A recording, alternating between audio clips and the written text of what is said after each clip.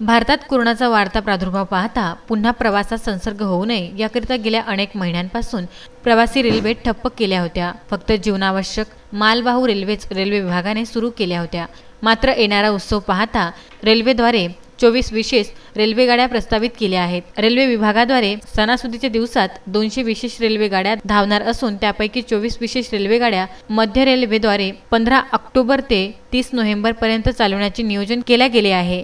यात मराठवाड्यातून दादर, जालना, मुंबई नांदेड, मुंबई लातूर व पुणे नांदेड या रेल्वेगाड्या विशेष गाड्या म्हणून प्रस्तावित केल्या गेल्या आहेत। कोरोना विषाणूच्या प्रादुर्भावाच्या पार्श्वभूमीवर रेल्वे मंत्रालयाने रेल्वेगाड्यांची वाहतूक पूर्णत्व थांबवली आहे। अलीकडे अनलॉकच्या टप्प्यात काही विशेष रेल्वे धावू लागल्या आहेत। दसरा आणि दिवाळीच्या सणासाठी रेल्वेच्या वतीने 15 ऑक्टोबर ते 30 नोव्हेंबर या काळात रेल्वेगाड्या सोडण्याचा निर्णय घेतला आहे। आता 20 ऑक्टोबर पासून अमरावती रेल्वे स्टेशनवर मुंबई सुरतसह अनेक रेल्वेचे प्रस्थान होणार आहे। आता रेल्वे प्रवाशात आनंदाचे वातावरण दिसून येत आहे। सध्या रेल्वेची नियमित प्रवासी वाहतूक बंद आहे। सर्व विभागीय व्यवस्थापकांना आपापल्या भागातील स्थानिक प्रशासनाशी चर्चा करून कोरोना स्थितीचा आढावा घ्यावयाचा सल्ला रेल्वे मंत्रालयाने दिला आहे। 200 गाड्या सुरू करण्याचे नियोजन सुरू आहे। प्रत्यक्षात कदाचित यापेक्षा अधिक गाड्याही सुरू होऊ शकतात असे म्हटले असून महाराष्ट्रात यापैकी 24 रेल्वे धावणार आहेत। राज्य सरकारच्या गरजेनुसार प्रवासी वाहतुकीचा दैनंदिन आढावा घेण्याचा निर्णयही रेल्वेने घेतला आहे। Vidarbha news bureau, Amravati.